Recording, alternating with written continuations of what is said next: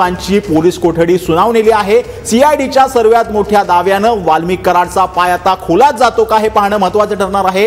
हत्या आणि खंडणीचं कनेक्शन यामध्ये असल्याचं सीआयडीच्या अधिकाऱ्यांनी दावा केलेला होता आणि त्यासाठीच वाल्मिक कराडचा कृष्णा ही अत्यंत महत्त्वाची बातमी म्हणावी लागेल, कारण की सरकारी वकिलांनी युक्तिवाद केलेला होता आणि त्यामध्ये हत्यानी संपूर्ण खंडणी प्रकरणाचा संबंध आहे, त्याचा तपास आम्हाला करायचा आहे। त्यामुळे आम्हाला पोलीस कोठडी जी आहे ती द्या। 14 दिवसांची पोलीस कोठडी आता देण्यात आलेली आहे।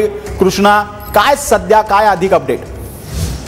सीआयडीला मिळालेले हे एक मोठं यश मिळावं लागेल, कारण 15 दिवसांची पोलीस कोठडीची मागणी सीआयडीने केलेली होती, मात्र केस कोर्टाने 14 दिवसांची कोठडी जी आहे ती सीआयडीला पहिल्याच रिमांडला दिलेली आहे। त्यामुळे खंडणी प्रकरणामध्ये वाल्मिक कराड आरोपी आहेत हे सीआयडीनं जे काही कोर्टामध्ये मुद्दे मांडले आणि ज्या ऑडिओ क्लिप कथितपणे 2 कोटींची मागणी वाल्मिक कराड यांनी केल्याचा आरोप आहे, त्या ऑडिओ क्लिपचे नमुने आम्हाला घ्यायचे आहेत आणि इतर सुद्धा तपास करायचा आहे। त्याचबरोबर सुदर्शन घुले जो या प्रकरणातला आरोपी आहे तो फरार आहे, त्याचा ठाव ठिकाणा शोधण्यासाठी वाल्मिक कराड यांची कोठडी गरजेची आहे आणि इतरही प्रकरण तपासायचे आहेत। त्याचबरोबर संतोष देशमुख यांच्या हत्या प्रकरणामध्ये वाल्मिक कराड यांचा सहभाग आहे का हे सुद्धा तपासायचं आहे। असा एक महत्त्वाचा युक्तिवाद जो आहे तो सीआयडी कडून करण्यात आलेला होता आणि सीआयडीनं 15 दिवसांच्या पोलीस कोठडीची मागणी केलेली होती।